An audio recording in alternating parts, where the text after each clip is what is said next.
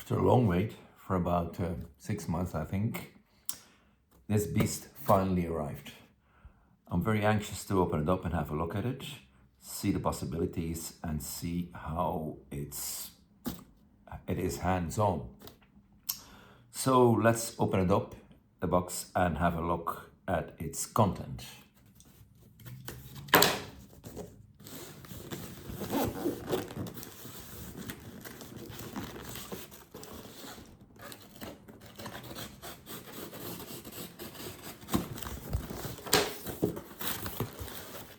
So, the content is the Blackmagic Pyxis 12K. This is a very interesting camera in the sense, not only 12K, also shoots 4K, 6K, 8K, and 12K of course, full frame, without cropping. It has 16 stops of dynamic range, and it's full frame. Very important, actually. It would be fantastic camera somehow. Then we have the Pyxis monitor kit to make it easy for shooting. Put a monitor on top of it, because the monitor on the side, you have a second monitor on the side of the camera. I'm not so sure if that's as handy for the shooter as well. And then we have, it's a camera with L mount, so this is an L mount EF adapter, but an L mount you can basically adapt to any mount possible, like EF, star mount, any mount you can think of, E mount. So let's start with the first thing, the camera. Let's open up the camera.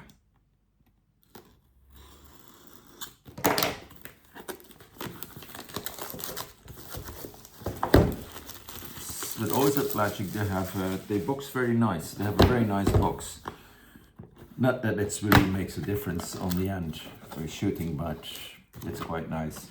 So you can see here, well, I think that's the warranty.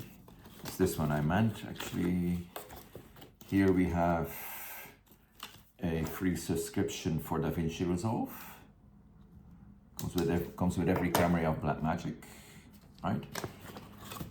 I think here, this is something to put on the side of the camera to attach a external SSD for recording, which might be quite interesting with a camera like this, especially when you shoot 12K on high bit rate, you know, with less compression, but I also can shoot with higher compression, which probably would be more interesting for most of us. There we go, there it is, the Pyxis 12K. I have to say, it's a bit heavier than I thought it was. It's small, but it's not heavy, but it's not light either. It's very well built. It's obviously solid aluminium body, no plastic. It feels really solid. More solid than the Mini Ursas, I think. And then here we have, okay, I can put this box on the side. What's in this? Power, main power, I think straps for attaching the SSDs.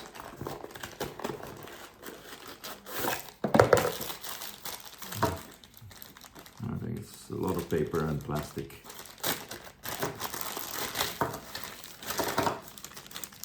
Oh yeah, these are the different adapters for English, European and American sockets. Second part to unpack is the monitor kit.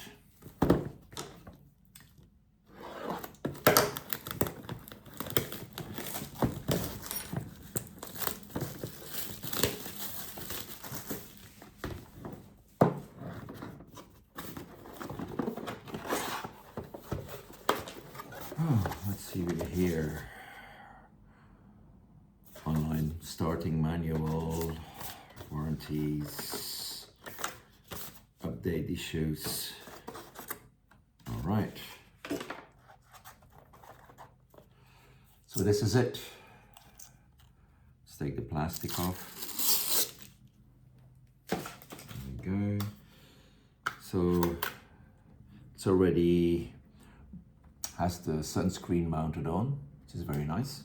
I like that. And it has a bunch of attachments.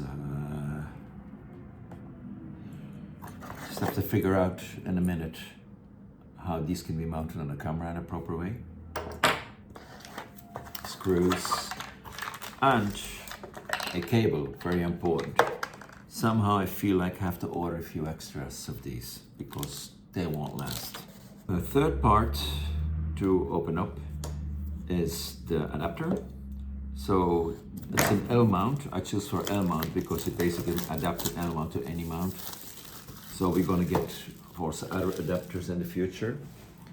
But let's start with the most important one, the EF mount. This one is made by Viltrox.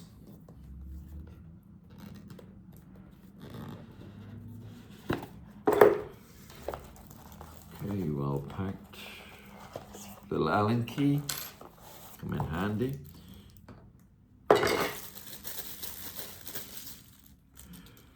Okay, this is it. The L mount to EF mount. So to basically fit any Canon EF mount lens. As I said before, we will get other adapters in the future according to the needs of our clients. Let's start assembling. I think we first start with removing the side plate to attach the plate with the straps to hold the SSD. This one is a 4 terabyte, comes with the camera, so we got quite a bit of space.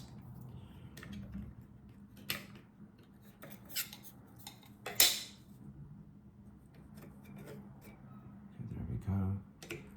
4 screws out. Be careful if you put the screws in always, because forcing them in, putting them in the wrong way, could kill the thread of a screw, and you know, then it becomes a problem.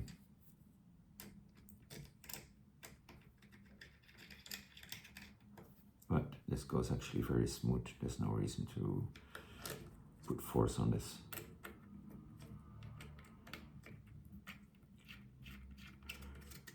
Plus, I forgot to mention, not only the camera has high resolution, but also has high frame rates. It shoots 8K up to 118 frames per second. So that's quite high. That's quite 8K slow motion. For a small camera, that's quite amazing. Even a red doesn't go that far. At least not with the SMC2. Right, okay, that's it. That's attached.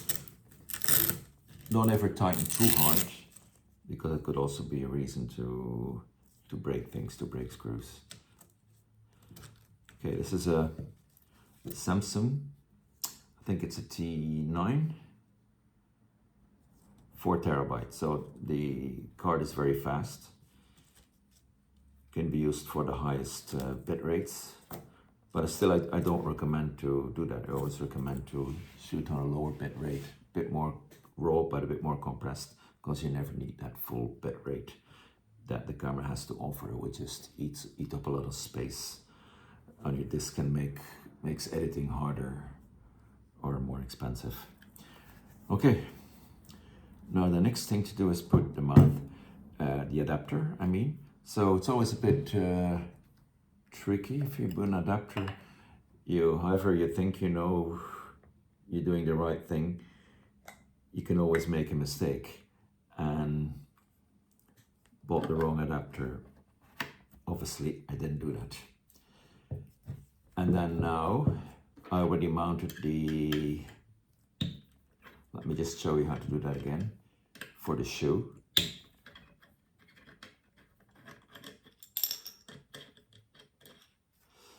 So, the shoe comes in 2 parts, the shoe and the shoe mount. So, shoe mount goes on with 2 screws.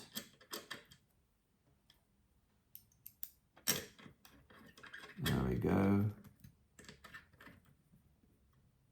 Tighten it a bit.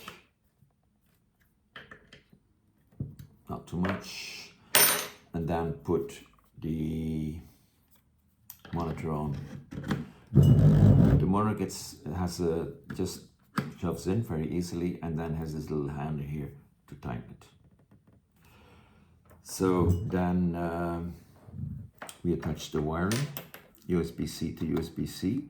The USB-C powers up the monitor, but also sends the picture through. So you need only one cable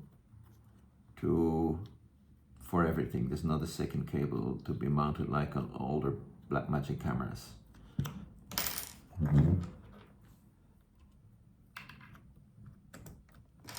Again here, the USB has a little screw on both sides to secure it well on and into the camera. There we go. That's tight. Right, open it up. And here you go. Camera is assembled, and just adding a lens and a battery or power, and it's ready to shoot. So thank you for watching this, and in the future or very soon I'm coming to Uganda with this camera on the 10th of November, and hopefully somewhere in November we might start giving a workshop how to work with high resolution cameras, what is the benefit of a high resolution camera, and how to avoid the troubles that you can have with high resolution cameras and high bit rates and quickly filled hard disks and issues because of the high bit rates with editing. These issues can all be solved in a very, very simple way if you know how to use the camera properly. So we're gonna give workshops around that very soon. Again, thank you for watching, and see you all back in Uganda.